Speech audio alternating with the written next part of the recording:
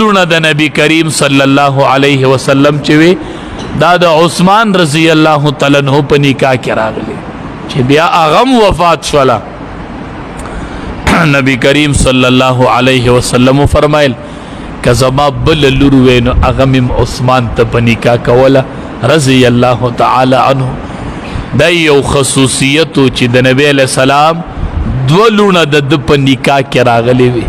دولونه د امام الانبیاء د عثمان رضی الله تعالی عنہ په نکاح کې راغلی الله ډیر لوی شان ور کړو د حیا غرو عثمان رضی الله تعالی عنہ او باغیانو چې شهید کو ډیر په بی دردی باندې شهید کړو ډیر په بی دردی عثمان رضی الله تعالی عنہ شهید کو اول تینا محاصره کړی دا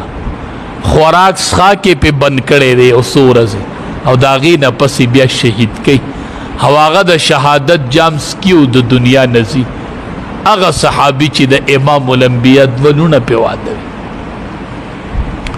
ډیر لوی د منقبت صحابي چې کله نبی کریم صلی الله علیه وسلم